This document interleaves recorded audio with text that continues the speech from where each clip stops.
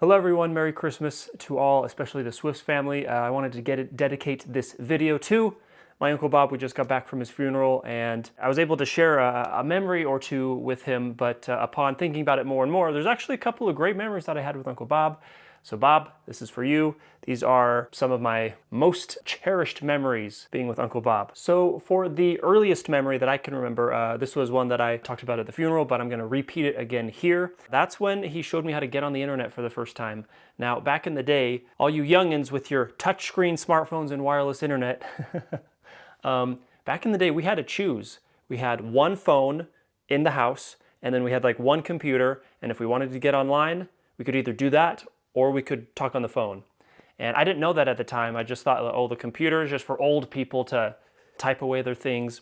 But there's this one occasion when Bob and Carla came over. Bob actually was like taking off the phone from the wall. And I was a little upset at first. I'm like, what the heck are you doing? You're breaking my phone, dude. And he's like, no, just watch this. And basically he like took the phone, turned it around, pulled out the plug, the phone line, and then he stuck it into his laptop, and then he got online.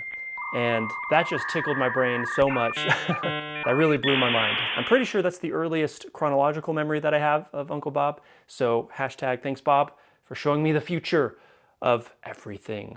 Memory number 2. This was towards the end of summer. We were going on a road trip on a vacation. We had visited Bob and Carla and the cousins down in Vegas. Obviously, we did a lot of touristy things. We saw the Hoover Dam. There, like across the street neighbor had this like RV or a trailer or something. And at the time, I was really obsessed with RVs. I thought they were the coolest thing ever. I tried to convince my cousin Todd to like introduce me to their neighbors so I could like go inside and check it out and stuff. That never happened, but Todd was like, "You're so weird."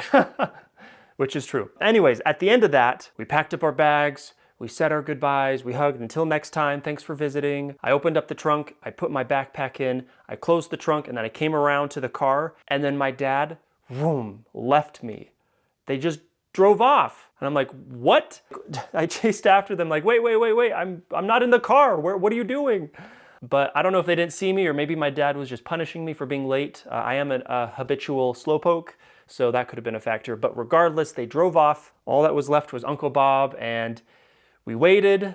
2 minutes go by, 5 minutes go by, and he just looks at me and he's like, well, do you like girl teachers or do you like boy teachers? I guess we better get you registered for school. Oh my gosh. Well, I guess I like girl teachers. I never had a guy teacher, so I didn't know if I liked that or not. But then I started to cry. I'm like, oh my gosh, my family left me. This is the worst. It's the fact that Bob was, I'm sure internally he was just like, what is my sister and my brother-in-law doing? This is whack. But externally he was cool as a cucumber and he was just ready to jump on the, you know what? I guess you're living with us now, so we better get you signed up for school. So that was another fantastic quality of Bob. Just for those who don't know, he taught and coached swim. So he was an avid teacher as well as an avid athlete. But yeah, hashtag thanks Bob for almost adopting me and taking me home and signing me up for school. Thankfully, yeah, they did eventually circle back and pick me up. Probably only like 15, 20, 25 minutes, but it seemed like an eon for young Parker. All right, core memory number 3, 2003. It was actually at my Grandma Swift's funeral. So my mom's mom, Uncle Bob's mom, Grandma Swift, right? Really the only thing I remember is at the end when we were burying her, Uncle Bob offered a prayer for the whole process. And there's something that was really interesting that he prayed for the deers and the animals and things like that. And at first personally that struck me as odd because growing up as a little kid, you just copy what everyone else says, like, please bless the food, we're grateful for our family, amen, just the typical stuff. And so that kind of opened up a whole new world of like prayer, right? Like, oh, I can pray for like animals and stuff, like I can pray for my dog and be grateful that I have this dog. Wow, that's terrific. But then even more impressive and more interesting is that previously at that gravesite, that is a family gravesite, that we do have some older Swifts that are buried there. We never saw any deer. And so something that my mom mentioned, and she mentions every single time we go to that gravesite to visit my grandma, and then and a few other Swifts are buried there. But my mom says this every single time, and she's just like, I don't know, I thought Bob was so weird to pray for the deer because I had never seen the deer. What is he talking about? But guess what? Ever since then, after that, every single time we go back to that gravesite to drop off flowers or just to say hello, there's always deer there. Always. And it's just so it's so like enlightening and peaceful and satisfying to see these beautiful, majestic animals just kind of, they're just there. We never saw them there before. So hashtag thanks Bob for giving us awesome graveyard experiences, as well as teaching me and opening up my world to like actually saying good prayers and being thankful for things like animals. It's pretty cool. All right, core memory number 4 is Bob converted me to the ways of old-fashioned donuts. I'm not much of a pastry guy. I don't really, people who know me don't know that I don't really like chocolate and pie and some of those sweets and goods, but I always like donuts. There was one occasion, I think it must have been in the summer, maybe it was during the 4th of July, but Bob and Carla had come up to Seattle or to Sammamish to visit us. And one of the nights, Bob just bought all these ingredients, he made dough, and he, on the stove, just cooked and made all of these old-fashioned style donuts, and they were so good. So the old-fashioned, style, they got the ridges and stuff, and they're kind of crumbly a little bit. Ever since then, like, I kind of turned a little bit, just a little bit, into a donut snob. If there's ever a party, like a work party, a school party, or whatever, a family party, and donuts are offered, I just kind of don't want any of them. Unless it's the old-fashioned style, then I'll dig in.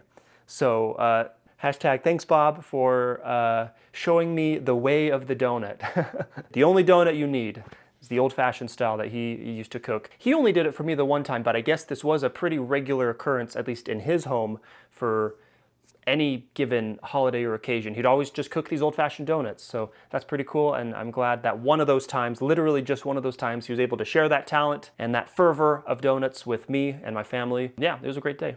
Core memory number 5. So I'm pretty indoorsy for the most time. If I had a choice between like exercising or playing video games, I'm gonna choose video games, right? Or watching a movie or having a movie marathon or something like that. But there was a time where I was running like every single day with some other friends that were doing this half marathon. For some reason, I found myself in Vegas for a couple of days. So I was staying with Bob and Carla just a couple weeks before this half marathon was taking place up in northern Utah.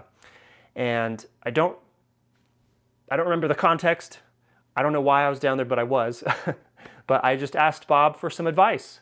And like, so what do you do to like prepare? And I don't really remember what he told me, but I mean, maybe some stretching things like believe in yourself, don't give up, listen to your body, but like you can do it, stuff like that, I'm sure. So I think I tweaked a few things with running. I made sure to stretch my legs and ankles a little bit more. But ultimately on the day of the race, the first 5 miles were actually fantastic.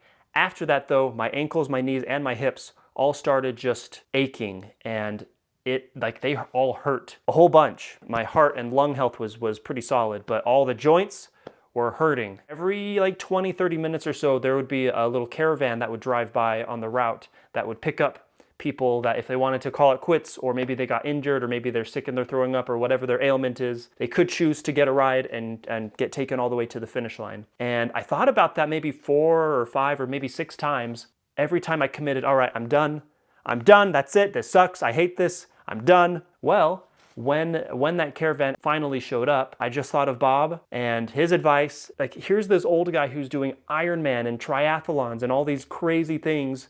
Okay, if Bob can do it, I can do it. I must have stopped, like I said, a handful of times in that last half of the race, but every single time I saw the caravan come by, I was thinking of Bob and all his physical achievements, and I recommitted, and eventually I was able to finish that half marathon, which was super impressive. The time wasn't good at all, I'm sure, it was pretty bad, but I finished, and like, gosh, that's, I'm impressed with myself. So hashtag thanks Bob for helping me finish my first marathon race. You weren't literally there, but in spirit, in heart, you were there cheering me on, I'm sure, and I finished. So thank you. All right, one more core memory. This is core memory number 6. This is a bit of a downer, but also it's nice. So a few years ago, about three and a half years ago, my dad passed away during COVID. It wasn't COVID, it was cancer. But yeah, that was naturally a very rough time. Thankfully, we did end up getting about an extra year and a half with him, thanks to some treatments and some other things. Probably the last month of his life was just, it was brutal, it was miserable, and it really sucked. It was mostly just my mom and I taking care of him. We did have a hospice nurse and a nurse coming in here and there for a few hours, but there were some weird COVID things that people were worried about, so we didn't have like 24 hours access to a nurse to help us do stuff. One day in particular, I think it was 3 or 4 days before my dad actually ended up dying, it was probably one of the worst. To our great surprise, just kind of out of nowhere, like my mom's crying, I'm just shut down because I don't know really what to do. I don't know how to help my dad in this situation. And it's a pretty rotten day, but then out of nowhere, we get a knock on the door, and we'll look at that. It's Bob and Carla here to save the day. We never really advertised that. People did know, that Dad was getting close. But what we found out later is that just they were kind of up somewhere in Utah or Colorado or somewhere for some festival thing. And while they were there, Bob got a prompting that, you know what? We really need to go to, Ann and Gary's house to help them out. And we need to go right now. They just showed up at the perfect time and they stayed with us until the end. That was really nice. Obviously much more impactful and incredible for my mom, but also for me, just what a great example of listening to the Holy Ghost, being in tune with the Spirit, and being in tune with the needs of his family, and just being willing to act on those needs and those promptings. So thank you, Bob, for helping in our darkest week. So there you have it. That's it. That's the video. Those are my 6 core memories of Uncle Bob. Thank you so much, guys. Happy holidays. Merry Christmas. I guess we'll see ya in the next family reunion or vacation or whatever. All right.